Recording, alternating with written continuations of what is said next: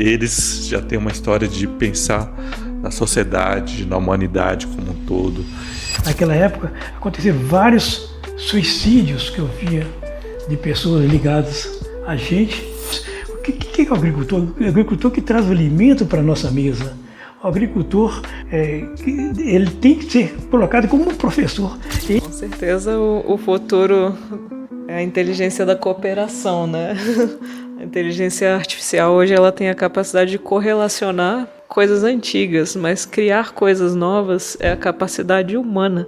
Bem-vindo a Wildlands. E hoje a gente está com dois convidados muito especiais aqui, com uma história de vida incrível. Temos aqui a Tainá, o seu Luiz, que é o pai da Tainá, e ambos têm histórias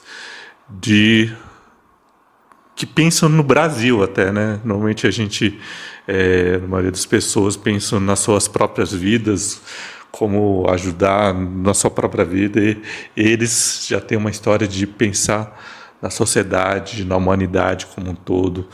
E cada momento que a gente conversa com eles, a gente percebe que quanta sabedoria tem em cada um deles, né?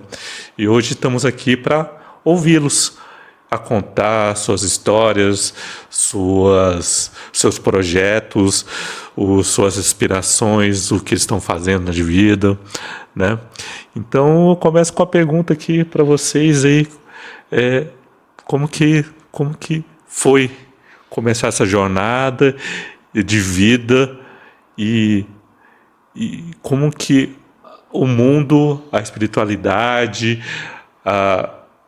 te levou até aqui, te trouxe até aqui com seus projetos, como que essa história, essa bagagem de vida que vocês tiveram, e como que vocês querem transformar isso para dar em retorno na sociedade, no planeta Terra em si, né? Pode falar um pouquinho sobre isso? Então, primeiro, gratidão, William. Gratidão a toda a equipe da Synergy. Construir algo pela consciência, né? É muito importante nesse momento e a jornada da vida de cada um, né? Essa semente, o que a gente tem para oferecer nesse mundo, né? Quando a gente vai encontrando com muita resiliência, persistência, a nossa própria verdade do caminho, e vai encontrando a família, né, que a gente vai co-criando, né, de irmãos, nessa sintonia de entender que, nossa, são tantos os problemas, tantas as distrações, como eu posso contribuir hoje, né? Tanto individualmente, quanto coletivamente, como na comunidade, né? Comum unidade, né? Como se tornar e ter a consciência desse somos um, né? Somos, na verdade, parte do todo. Então eu tive as bênçãos, né, de nascer numa família que me apoia em todas as minhas aventuras. Papai, né, filha única, mas papai sempre me incentivando com todas as ferramentas tecnológicas, ferramentas de sabedoria, como o mestre que ele é para mim, né, em todos os momentos da vida, desde me ensinar matemática, né, quando eu era criança, me ensinar a gostar de ler, aprender, reaprender e ser profendiz, né? Ele fala, eu amo essa palavra, professora-aprendiz. Então, os mestres e professores, né? Minha mãe também. Mamãe, ela sempre via, né, desde o início, uma criança diferente, né? Como eu posso incentivá-la? Então, tudo que ela podia me dar de oportunidade de fazer balé, piano, treinar Kung Fu com ela, que ela é mestra, natação, Kumon. Então ela falava, não, tem que treinar os dois lados do cérebro. Aí ela fez um teste comigo que ela, não, você tem... Ela descobriu que eu tinha 40 minutos de concentração e eu ia de algo intelectual, onde eu conseguia me concentrar. Aí depois tinha que fazer uma atividade física para soltar, liberar. Então sempre intercalava isso e várias coisas que ela fazia, né, na minha educação e na minha infância, que me levaram a ter esse pensamento dos projetos que é sistêmico, né, de tudo estar conectado, tudo estar integrado, né, quando eu me ponho em movimento, né, com alegria, né, e ter paciência, né, para as coisas acontecerem, né, todos esses ensinamentos foram mamãe e papai. E ao longo da vida, né, crescer com os produtos da agricultura familiar, né, papai apoiando todo o cooperativismo no Brasil e ajudando as cooperativas. Às vezes elas não podiam pagar e pagavam em produtos, né? Então eu cresci com muito queijo, requeijão, né? Suco de uva, era, né, infinitos. Que o papai recebia em produtos, né? Pelo todo o carinho, né? Que cada cooperativa, né, tinha pelo trabalho, né, sendo realizado. Então, assim, vendo todos aqueles produtos da agricultura familiar, né, e com um hiperfoco na tecnologia, eu falei, como eu posso, né, a partir de um computador, né, apoiar todas essas famílias para que mais produtos possam ser acessíveis, né, para que o preço que é justo, né, para que as pessoas entendam por que elas estão pagando um pouquinho a mais, né, entender que estão gerando empregos, né, alimentando muitas famílias, né, nessa cadeia de valor. Aí foi onde o primeiro projeto, né, grande que eu fiz junto ao governo foi a Rede Brasil Rural, para conectar essas famílias com principalmente os programas de governo, né, para elas poderem fornecer direto. Esse programa expandiu, depois vieram outros programas dentro do governo, até eu me senti um pouco incomodada, né, com toda, né, a dificuldade em inovar no Brasil. Então eu fui para fora do país e encontrei um pouco mais de espaço e oportunidade, né, principalmente mulher, jovem, empreendedora, né, mentoras, mulheres, né, tinham mais oportunidades que eu encontrei fora. Na época não tinham muitas referências brasileiras de mulheres, né, e depois isso veio se formatando, né, no Brasil, e hoje eu vejo que, né, as meninas têm várias referências, né, hoje, mas para mim eu tive que buscar um pouco fora para me encontrar, né, e para depois voltar para o Brasil e poder valorizar ainda mais, né, tudo que a gente tem aqui da beleza, da natureza, e construindo hoje, voltando a tecnologia para projetos, principalmente para a natureza, tanto interna nossa, né, a nossa consciência, quanto a floresta na Amazônia, né, o trabalho com os indígenas. Então essas construções e tudo o que eu passei em vários países, né, tem 12 anos que eu sou nômade digital, eu fui co-criando essas experiências maravilhosas, tanto no mundo profissional quanto no mundo espiritual também. Né, minha temporada na Índia foi muito transformadora, né, foi um salto quântico, né, um PhD da alma, vamos dizer assim, onde eu aprendi muitas ferramentas, né, principalmente para aterrar, estabilizar nesses tempos mais caóticos, né, mais instáveis, como você achar o foco, concentrar, né, ter aquela intenção certa e correta, ser coerente para virar potência, né? Então, para mim, a Índia foi uma grande escola, e hoje voltando para poder contribuir um pouco, né, com tudo, todo o aprendizado, né, que no fim a gente, quanto mais a gente descobre, mais conhece, mais estuda, a gente realmente fala, só sei que nada sei, porque no mundo invisível, vamos dizer assim, o mundo quântico, né, ainda tem muito para aprender, estudar, co-criar, mas com as pessoas certas no nosso caminho, né, e alinhadas, com certeza nós juntos podemos dar saltos quânticos. Papai. Eu tenho... Seu Luiz, eu sei. Assim, de minha parte, né? Na verdade, eu acho que pelo que vocês me contaram, vocês estão trazendo para a humanidade uma coisa, né? Uma coisa do seu saber, do saber é uma união, né? Tipo, é uma união de forças. E junto aqui com a Cine de Wildlands é outra composição dessa união de forças. Faz sentido para vocês? E quais são essas forças que você quer trazer para a humanidade agora, Bom, vocês dois? a gente parte aqui, primeiramente, eu quero agradecer a oportunidade de estar nesse ambiente de sinergia. A palavra já congrega tudo que a gente está querendo. São os objetivos da nossa vida. Juntar forças para produzir resultados. Então, agradeço já essa oportunidade. Né? E o que a gente está trazendo para cá? Todo um conhecimento que eu estou completando quase 60 anos de formado em economia.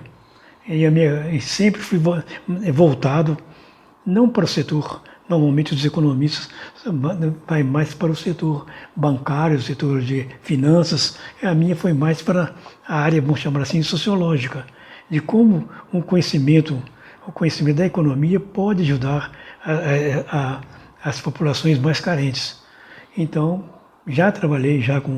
comecei a minha carreira com os plantadores de cana de Minas Gerais, plantadores de cana, portanto uma relação direta com usineiros, e nem sempre foi fácil. E lá, naquela época, logo na década de 60 para 70, foi exatamente as minhas principais funções, como valorizar ou valorar a cana-de-açúcar que aqueles produtores produziam, que muitas vezes eram descontados não pelo valor, mas um dos principais químicos das usinas de açúcar era o balanceiro, ou seja, caminhões que chegavam lá carregados com 25 toneladas, caíam para 18 toneladas. Então o maior químico, eu via esses problemas todos. Agora, e como a gente vai solucionar? Através da cooperativa, de associações, através exatamente da conversa que os próprios plantadores de cana, naquela época o Instituto de Açúcar do Álcool, que presidia todo esse ecossistema, determinava o plantio, o pagamento da cana-de-açúcar a 15 dias depois da entrega. E esse pagamento durava 2 anos. E os produtores se endividavam com o banco, praticamente o Banco do Brasil, que emprestava recursos para plantar a cana, para entregar para a usina. E a usina se comprometia com o próprio banco no pagamento. Não, eu vou receber a cana daquele produtor. Ou seja, que é muita cana para o produtor chupar sozinho, né, o que planta. E naquela época aconteceram vários suicídios que eu via de pessoas ligadas a gente e que não conseguia pagar as dívidas porque as usinas não recolhiam as canas que eles tinham, mas a dívida continuava no banco, quando era obrigação de quitação. Mas essas pessoas não me ouviam também, nem ouviam os nossos advogados. Entendeu? Então, ou seja, isso me causava... Por que eles estão tão presos ao Banco do Brasil? Houve o gerente do Banco do Brasil, não, nós vamos agora dividir sua dívida em vários tempos para você pagar. Mas para ele pagar a dívida, ele tinha que vender toda a propriedade. E muitas vezes a dívida era muito maior que a propriedade. Então eu fiquei, na minha região, eu fiquei com aquela... O que a gente vai fazer aqui agora para reconstruir uma nova economia nessa região? Que essa daí já está condenada à falência. E num processo deste, como aconteceu, hoje não tem nenhuma usina, eram 5 usinas na minha terra, em Minas Gerais. Todas elas fracassaram, entendeu? Por quê? Exatamente como é que você vai matar a galinha dos ovos de ouro? E mataram, inclusive muitos suicidaram por causa disso. Então, ou seja, isso aí me preocupava e me deu esse não é redirecionamento, é uma tomada de consciência. Poxa, é por aqui que eu tenho, a minha missão é essa daqui, de trabalhar para exatamente dialogar com aqueles que produzem alimentos, né, para que eles tenham melhores condições de vida. Aí comecei a trabalhar depois vim fui do interior para Belo Horizonte, e lá encontrei também um ambiente já diferente de trabalho, onde trabalhei com organizações diversas, principalmente na área de compra e venda de ações, corretora de valores. Eu falei, não é isso que eu quero. Aí eu fui chamado para Brasília, aqui com um colega meu veio para cá, na época do Paulinelli, né, que era ministro da Agricultura. E aqui falei, então, tudo bem, agora eu vou. Nunca esperava vir para Brasília. E estou aqui até hoje provisoriamente. Vim cá, não, vou aqui, mas vou voltar. Que naquela época eu já estava fazendo o quê? Com alguns produtores. Eu estava descobrindo que na região norte e nordeste de Minas Gerais havia muita produção de queijo. Então eu comecei a construir laticínios, convencer os produtores com os prejuízos que estão levando, com os queijos que estão fazendo e colocando na mão de atravessadores. Vocês podem construir o laticínio com os prejuízos que vocês têm. Então, em várias cidades, regiões, principalmente a região nordeste de Minas, Teófilo Otoni e outras regiões, falei, gente, vamos começar a organizar a vida de vocês aqui.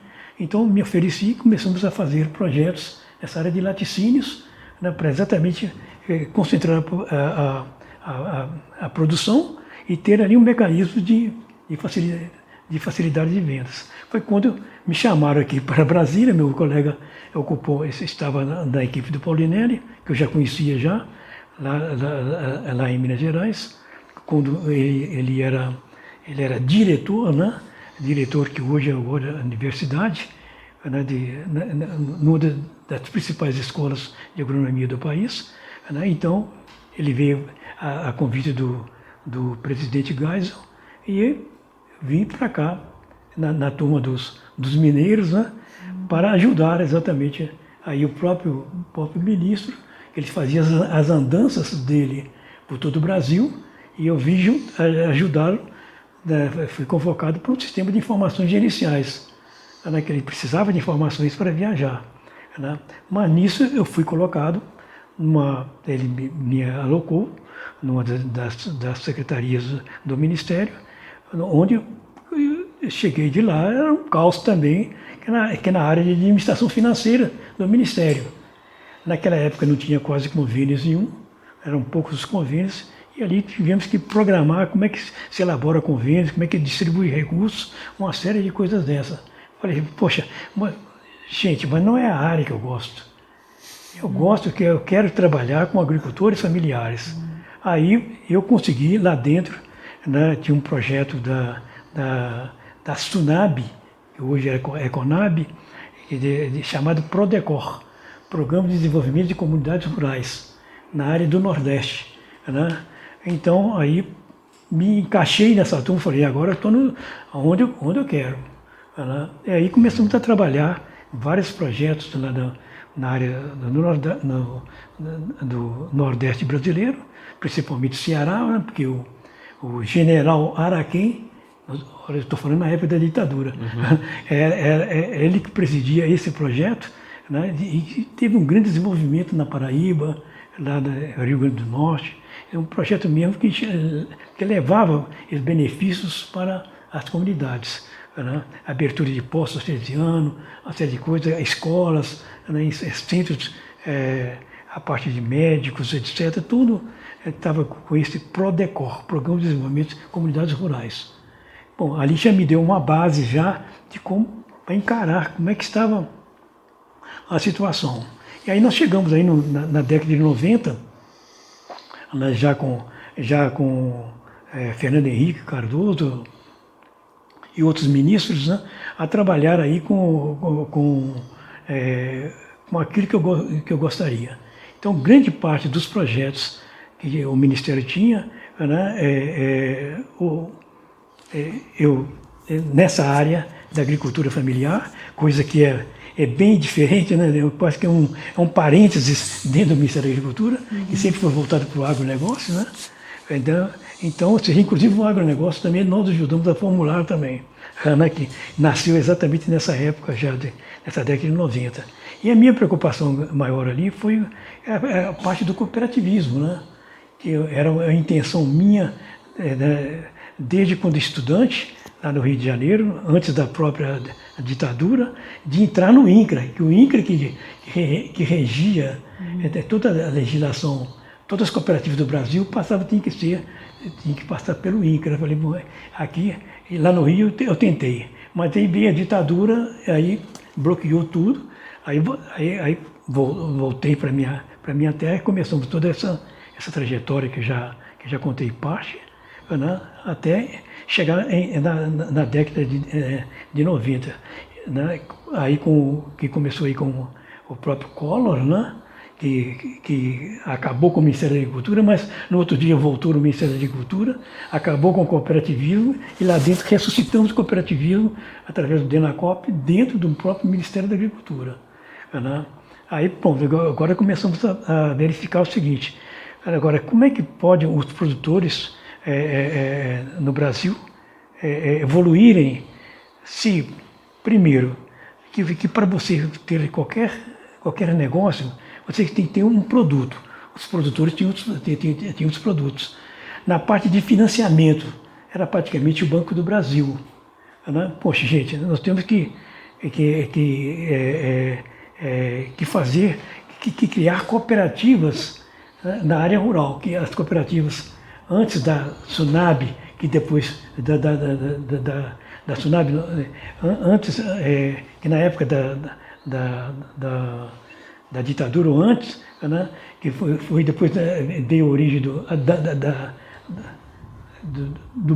Banco Central, eliminaram todas as cooperativas, que normalmente eram cooperativas urbanas, né, era cooperativa de crédito urbano.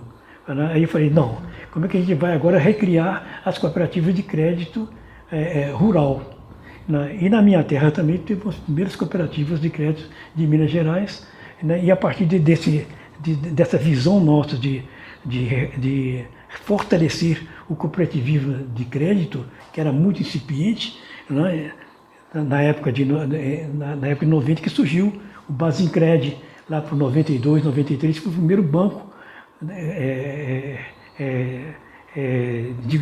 vamos chamar assim, um banco cooperativo. Né? Então nós fizemos todo o esforço para que esse banco do Basincred fosse uma espécie de banco central das cooperativas do Brasil todo. Mas eles não quiseram, hoje o Sicredi, não queriam entrar nessa região aqui, muito menos no norte e nordeste, queria só ficar no sul. Hoje expandiram para o Brasil todo. Tem mais de 12 milhões de associados. Mas aí, bom, gente, nós temos que fazer o cooperativismo de crédito funcionar. E aí duas surgiram praticamente na mesma época, dois sistemas. Um do Cressol, que é um cooperativismo de crédito, que já estavam percebendo que o cooperativismo de crédito, a tendência deles era se igualar aos bancos, como hoje está muito próxima, é mais banco do que apoio aos agricultores. Não é? Então, a Cressol, em 94, e em 96 começou esse movimento do Bancob. Agora, como a gente vai construir também, ajudar do Bancob? Né? Poxa, não existia. Então, gente, para ter um banco forte, tem que ter cooperativas fortes. Né? Então, fomos para Minas Gerais e lá conseguimos, né, transformar o cooperativismo mineiro, cuidar primeiramente do cooperativismo mineiro, que deu a base para depois a construção do Bancob. Tanto assim que os primeiros diretores, o presidente, né, foi trazido de lá também, né, para a construção do Bancob. Então, ou seja, por quê? E nesse debate de banco cooperativo, nós tivemos várias vezes com Ricardo, né, Conceição, que era um dos diretores do Banco do Brasil, falou, não, nós não precisamos de de outro banco. O Banco do Brasil é o banco dos produtores. Não precisamos de mais banco. Foi aquela luta toda para a gente conseguir, né, movimentar as cooperativas, a fazer com que eles, as cooperativas de crédito, né, começassem a trabalhar, né, embora os seus gerentes, todos eles fossem tirados do Banco do Brasil e de outros bancos, né, não tinha aquele pensamento de formação de gerentes para trabalhar no cooperativismo de crédito, mas mesmo assim nós conseguimos êxito nessa área, né? E hoje aí está o cooperativismo já consolidado, parece que o Cicobi está com 9 milhões, né, de associados, e o banco lá, hoje a Cressol deve estar com alguns milhões também. Entendeu? São os 3 sistemas maiores. Vocês teriam alguma ideia de como foi uma construção de vocês com muita gente, claro, né? Mas a consolidação do cooperativismo e de ferramentas de créditos para a agricultura familiar teve uma origem que passa muito por você, né? Na época, lá quando nós estudamos, me preocupava muito a questão também de, quando falava do agricultor, né,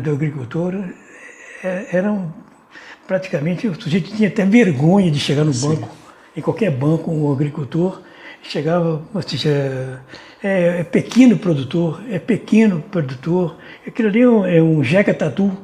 Então isso aí me dava na cabeça, né? Eu falei, gente, tem que mudar isso. A principal coisa é esse status. O que é o agricultor? O agricultor que traz o alimento para a nossa mesa. O agricultor, ele tem que ser colocado como um professor. Ele que rege a nossa vida, né? Entendeu? Isso me preocupava. Então, em 95, quando o Dr. Murilo, que era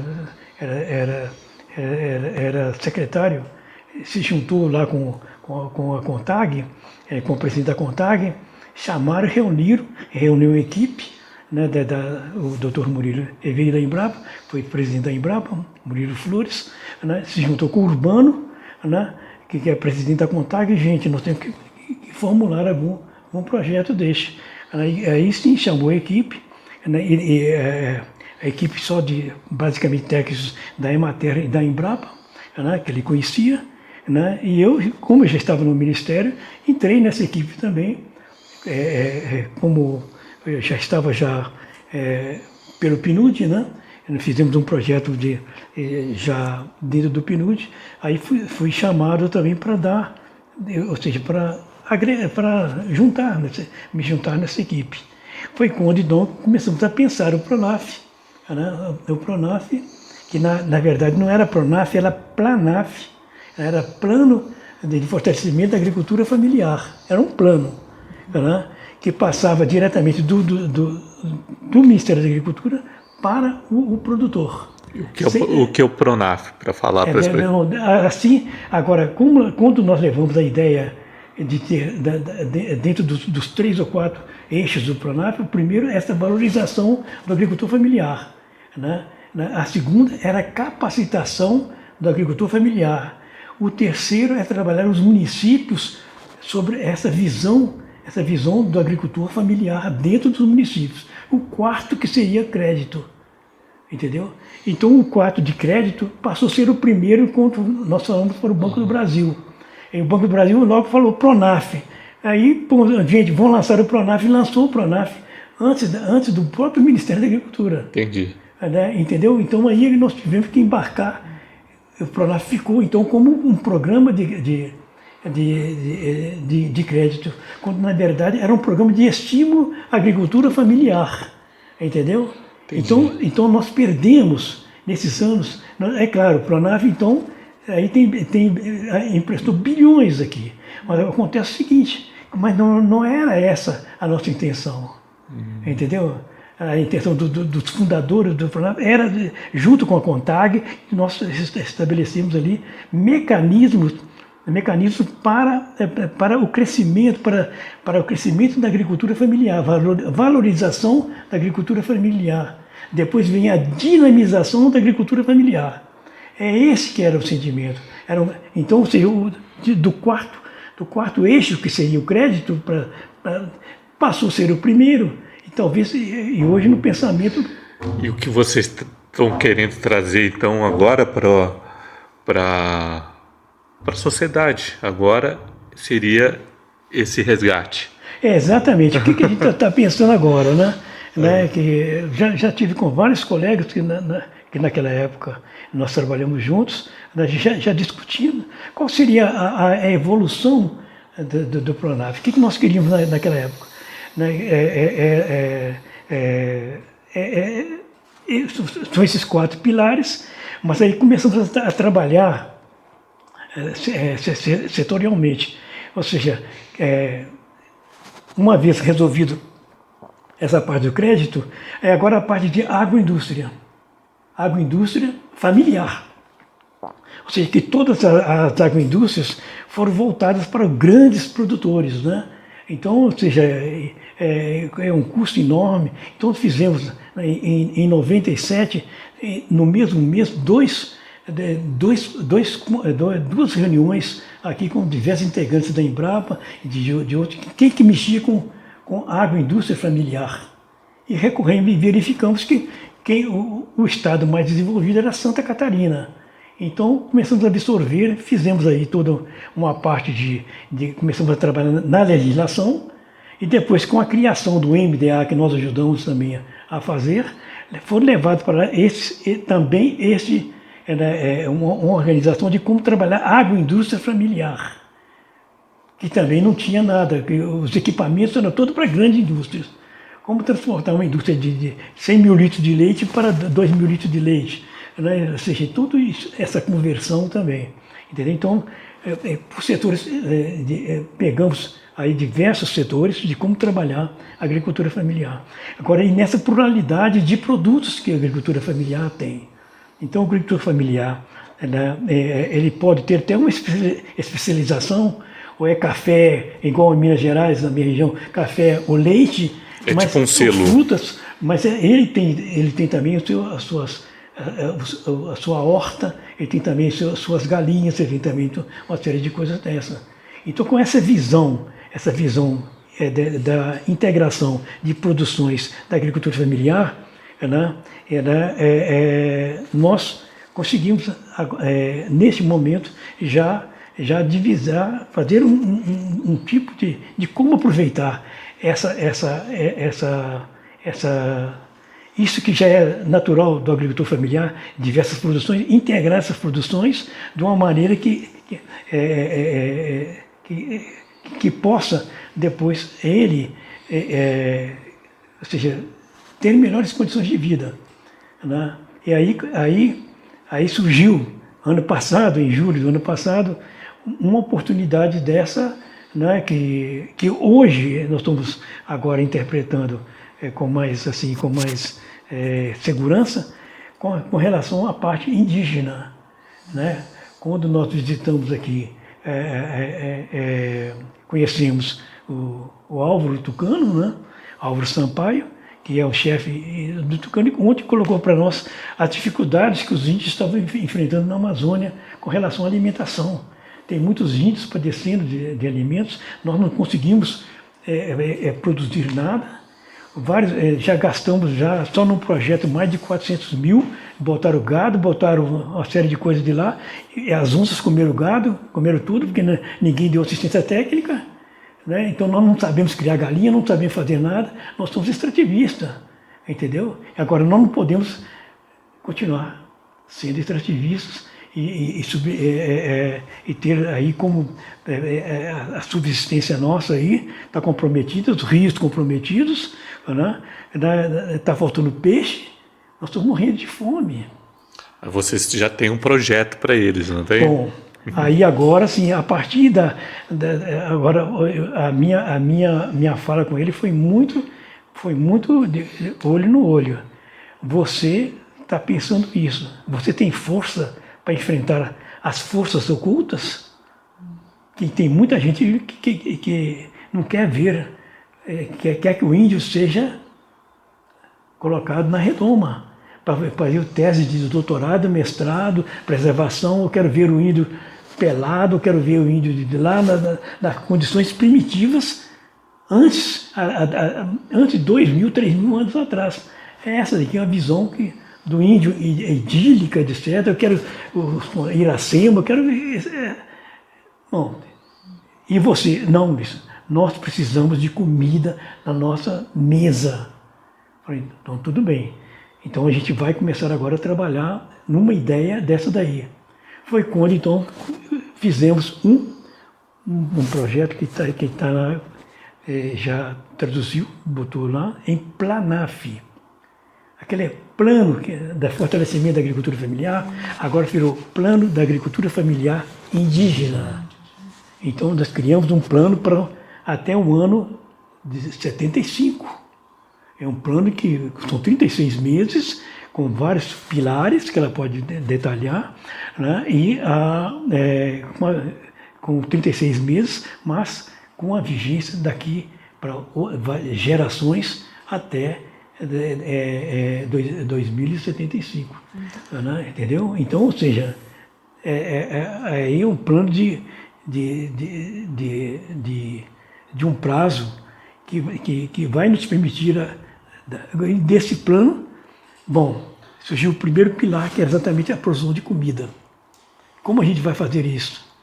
Aí verificamos que a Embrapa já está trabalhando no fortalecimento de diversas sementes, que estão chamando de grãos biofortificados. Pegou arroz, trigo, milho, feijão, mandioca e fizeram melhoramentos genéticos. Então ela já tem esse material produzido, pronto. E já tem dentro técnicos competentes que conhecem bem o solo amazônico e outros solos do Brasil. Ou onde não tem, como produzir solos também. Entendeu? Conhece perfeitamente as tradições indígenas, né? Como que vai fazer, em que época que planta e que não planta, quais as regras do jogo. Bom, e aí isso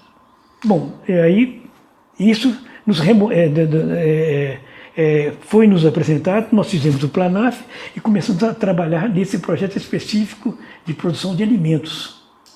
Agora acontece o seguinte, poxa gente, por que a gente agora não... E esse projeto, como é que vai se comportar dentro dessa estrutura do Pronaf, né? E dentro do sistema de integração de produções. Então começamos a juntar, né, o modelo da agricultura familiar tradicional, que é esse dos agricultores que mexem com plantio, lá, principalmente lá no caso de Minas Gerais, café com leite, né? E lá no sul com mais frutas, etc., integração de produções, para um modelo indígena.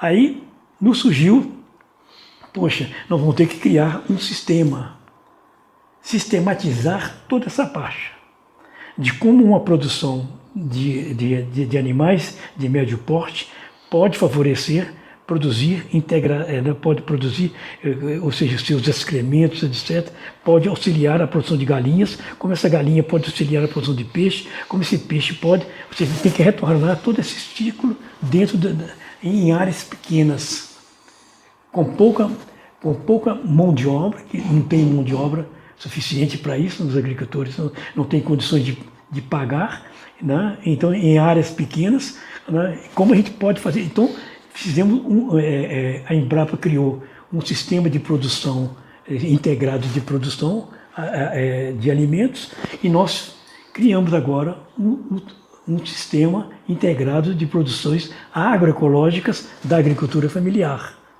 entendeu? Então, ou seja, de projeto para partir para o sistema. E agora esse sistema vai ser voltado para os projetos, onde nós teremos projetos específicos para os indígenas, projeto específico para os quilombolas, projeto específico para as assentadas de reforma agrária. E quem quiser utilizar também das agriculturas familiares tradicionais, esse mesmo projeto. Então é isso, né? Hoje são mais de 4 milhões de famílias da agricultura familiar que poderiam usufruir desse tipo de projeto que nós estamos agora sistematizando. Apenas sistematizando e, obviamente, trabalhando na área de gestão disso aí tudo. Com IA, com tudo, com o negócio. Entendeu? Com sensores remotos, com imagens de satélites. Ou seja, é um projeto bastante que nós pretendemos depois, isso tudo dentro da iniciativa privada. Né?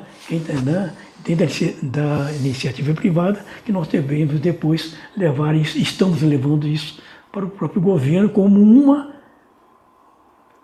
voltando lá, depois de 30 anos do Pronaf, chegar não com uma novidade, isso não é novidade, simplesmente uma sistematização de alguma coisa que deu certo, que agora nós queremos, né, que seja multiplicado de uma maneira racional, de uma maneira sintrópica, né, com toda a nossa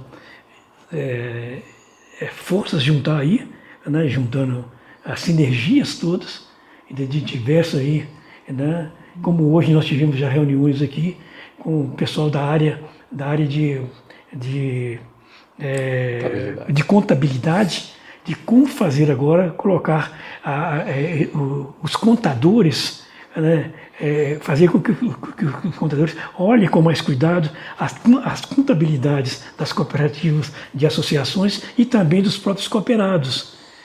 Né, como gerenciar esses recursos, como verificar se estão pagando a mais ou a menos impostos. Tudo isso o contador pode fazer.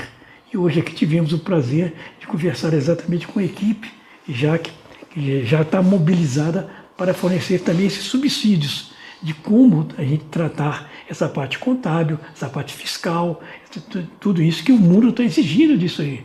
E se eu quero um agricultor, agricultor indígena, de extrativista, passar a ele produzir para si próprio e para as comunidades alimentos, né?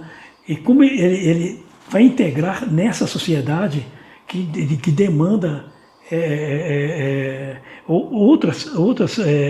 outras práticas que não estão afetas a ele, principalmente essa parte contábil, gerencial, de números, etc., que possam alguém ajudá-los para eles se integrarem, para eles continuarem na produção de alimentos, né?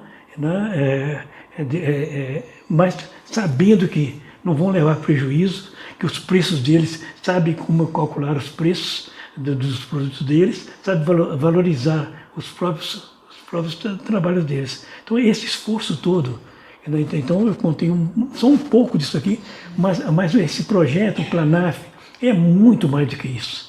Nós queremos que essas organizações que a gente está fazendo, esses núcleos de produção integrada, núcleos integrados de produções, seja, na verdade, daqui a pouco,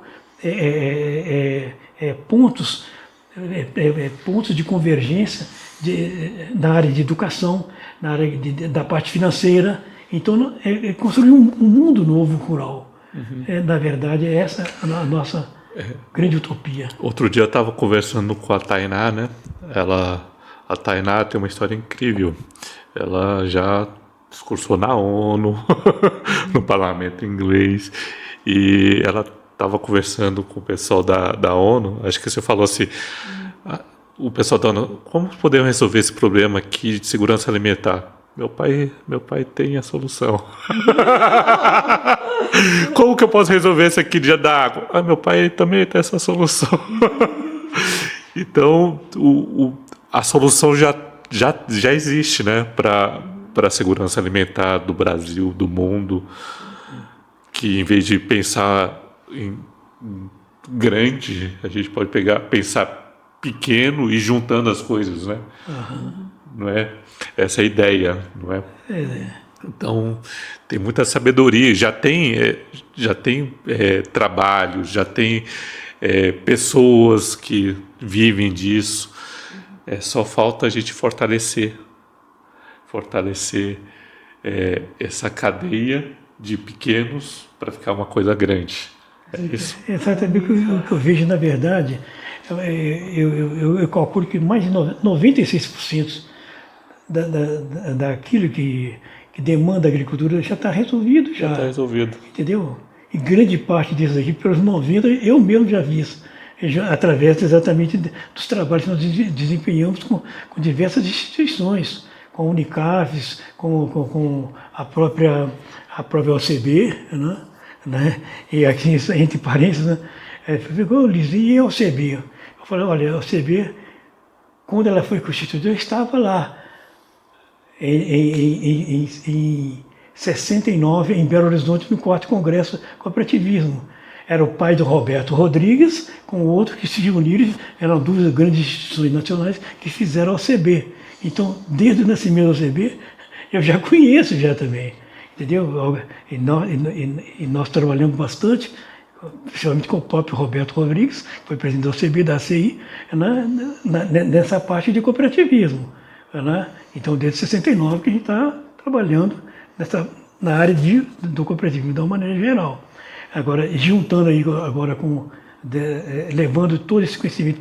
E o cooperativismo, inclusive naquela época, grande parte era também, por isso o INCRA, que era da área agrária, agrícola, né? Então, ou seja, depois que veio o cooperativismo principalmente o cooperativismo de crédito para a área urbana, né? Depois veio o cooperativo de médicos, aí vieram uma série de coisas, cooperativos educacionais, né? Os 7 ramos hoje do cooperativismo. Eram 13, reduziram para 7 ramos. Então, ou seja, do transporte, então vem cooperativo para todo lado. Daí, o que é o cooperativismo? É a solução. O cooperativismo é a solução. Então, em cima desse cooperativismo que nós queremos construir. Né? E na área do norte do Brasil, são muito poucas as cooperativas, de uma maneira geral. E indígena nem se fala, né? Deve ser uma ou duas.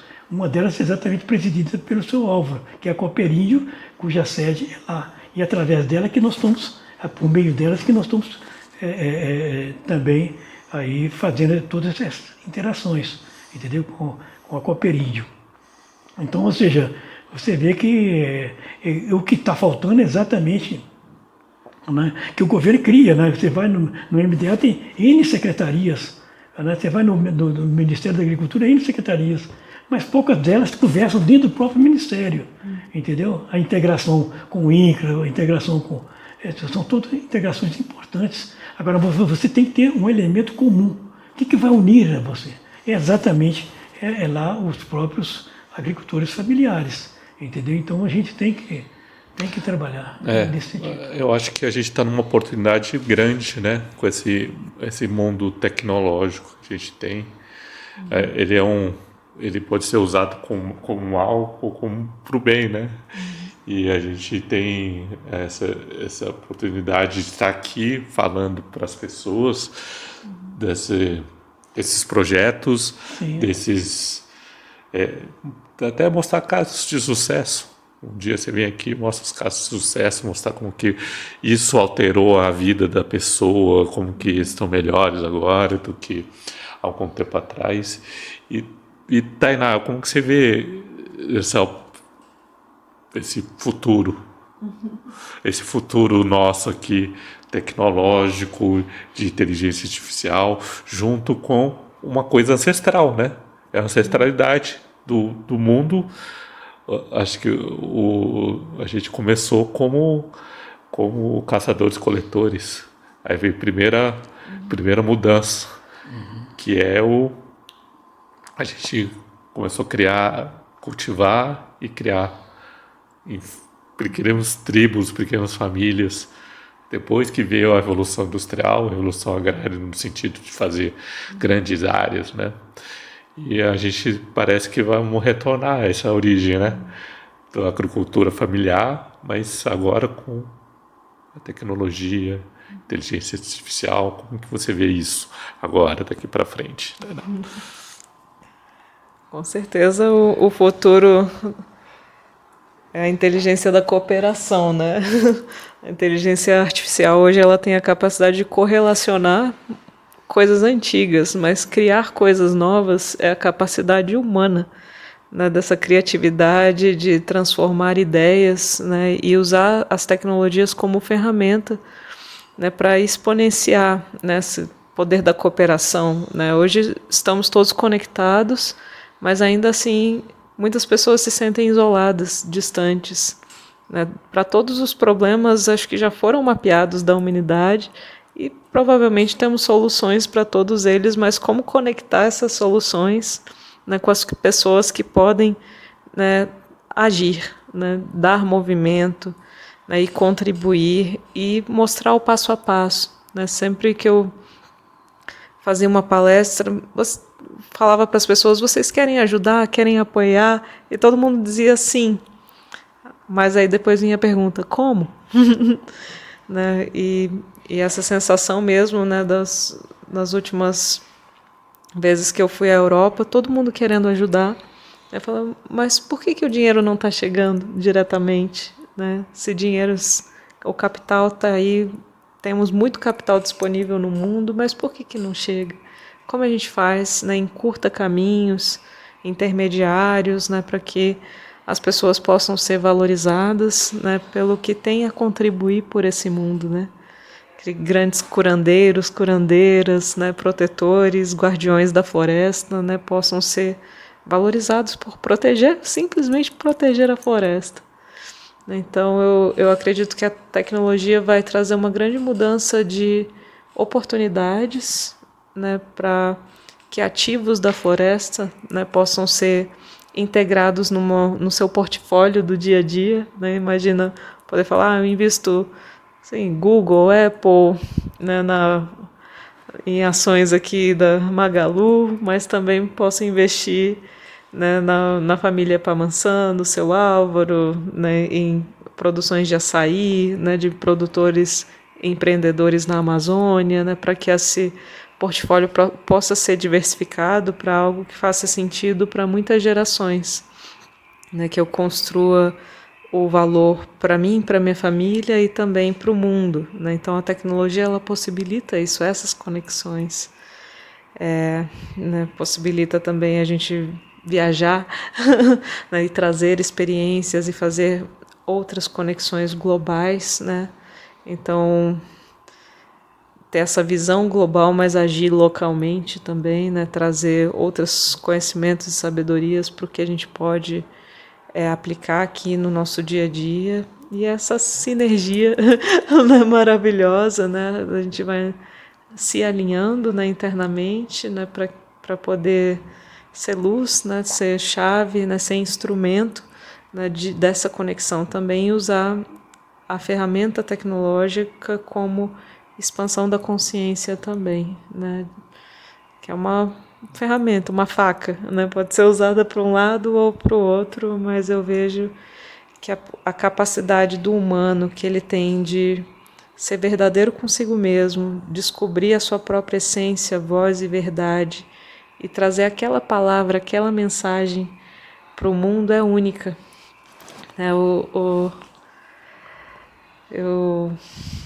Eu vejo assim, né, mesmo nas Olimpíadas, né, tinha a Lucelena, ela falou uma história numa palestra que eu achei bastante interessante, né, que o Deus que carregava a tocha, né, foi por conta de uma guerra que teve. Aí ele teve que correr não sei quantos quilômetros para chegar e avisar. Aí ele foi lá, correu e avisou: ganhamos a guerra. Aí ele caiu morto. A capacidade de síntese dele, né? Ainda bem que... Mas qual seria a nossa palavra, né? Que se a gente tivesse, assim, depois de ter corrido ter vencido tantas guerras, batalhas internas e externas, e se a gente só tivesse uma palavra para sintetizar o que foi a nossa vida, o que essa palavra seria, né? E ela compartilhou também, assim, de um lugar onde os túmulos diziam na lápide quantas horas foram vividas, em vez de o dia que eu morri. Então, se você parar para pensar assim, quantas horas eu fui coerente e verdadeiro comigo mesmo e eu estava vivo. Qual o somatório dessas horas? Aquilo ficou assim, aí tinha nas lápides 6 meses. Falei: será que eu estava vivendo a minha própria vida ou esperando o julgamento dos outros e vivendo, né, uma vida que não era a minha verdade interna, né, minha autenticidade? Então, com certeza essas conexões, né, trabalhar em comunidade, em cooperação, pode levar cada um de nós, né, a ter mais tempo de vida bem vivida. Gratidão. Gratidão. A presença de todos, de vocês dois aqui, foi uma honra aqui fazer parte, eu escutar histórias. Eu acho que a Synergy e a Whitelands, eles somos esse encontro de almas, né? Encontro de vozes que querem ser ouvidas. O seu Luiz trouxe uma história de vida linda, maravilhosa, de construção, até diria, da sociedade brasileira.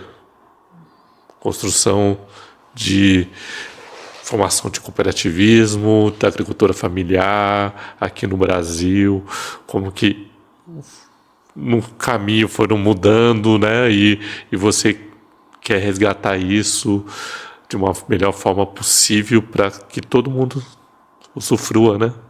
Dessa segurança alimentar, de qualidade de vida, de prosperidade, né? A Tainá, com a história de vida incrível dela, que rodou o mundo, morreu, viveu várias vidas, tem histórias surpreendentes e traz muita sabedoria para a gente. E eu acho que foi um encontro. Nosso grupo, Whitelands, com vocês, um encontro que vai agregando mais pessoas. Tem vocês aqui, de repente você, tem uma pessoa ali que mexe com crédito. Aí chama, aí conversa com você, tem uma pessoa que mexe com agricultura de uma espécie de planta que dá na Amazônia, que ele está dando muito sucesso, traz para você. Tem uma pessoa que mexe com espiritualidade dessa forma, traz aqui para conversar e vai agregando essa comunidade, essas pessoas que estão chegando aqui, que estão sendo construída essa comunidade de forma bem orgânica. As pessoas estão aparecendo e a gente está se relacionando. Então, eu queria agradecer muito o seu Luiz, Tainá, pelas palavras de sabedoria. E vocês querem falar alguma coisa a mais para a gente fechar? Para mim é uma gratidão.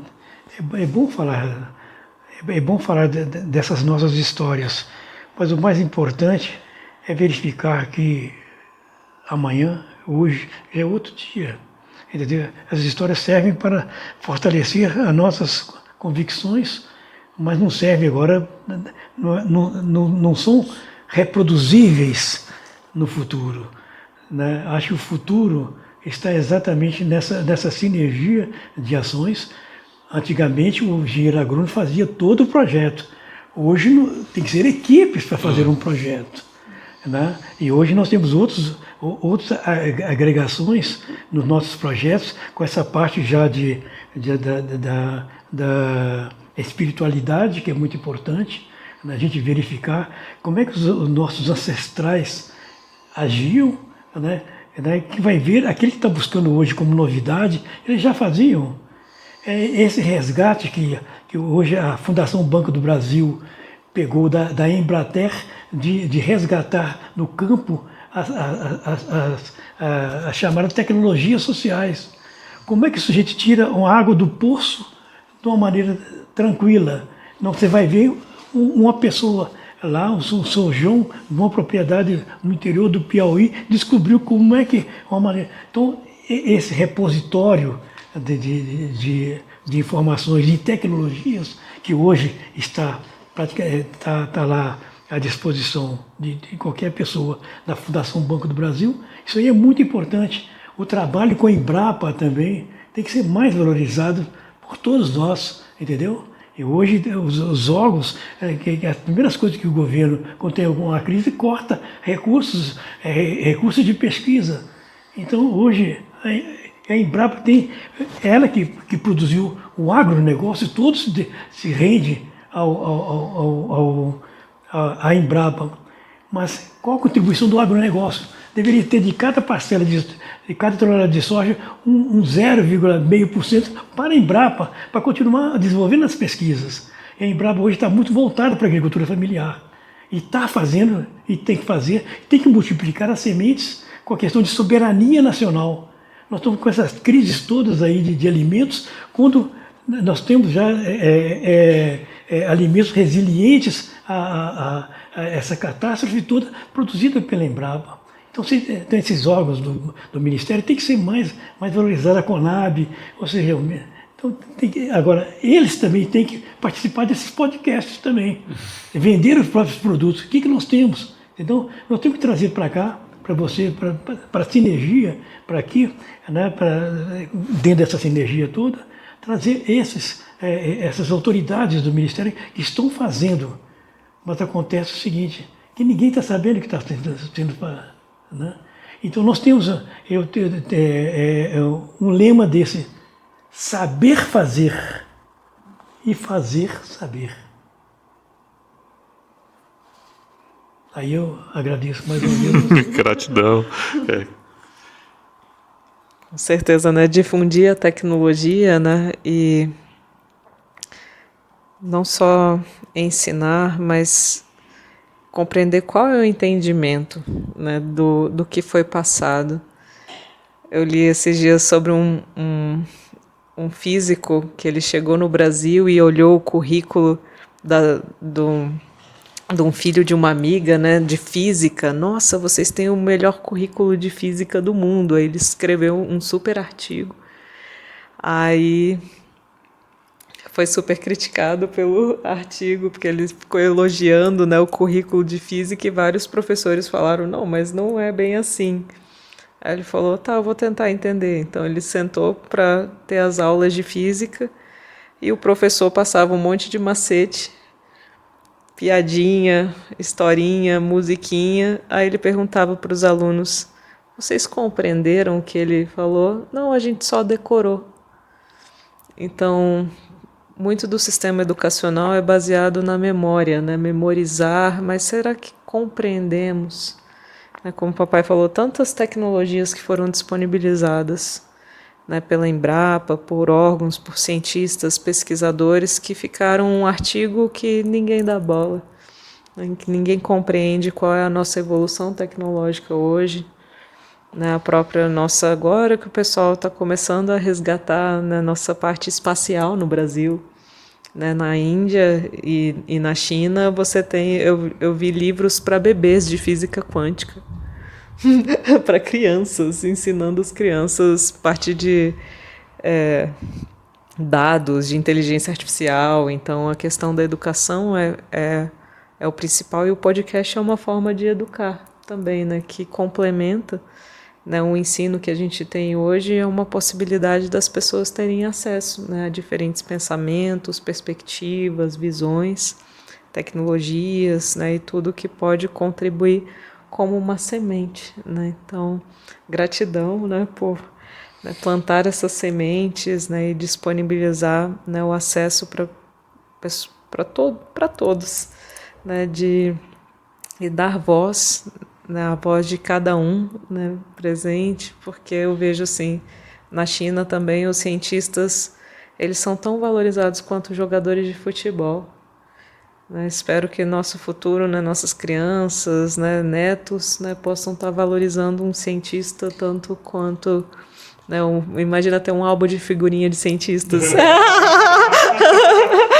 As crianças decorando o nome e aprendendo sobre as teorias de cada um, né? Então, assim, com certeza difundir um pouco mais a tecnologia e inspirar, né, meninas, crianças, adolescentes, e dar esperança, né? Tem muita gente que está perdida, já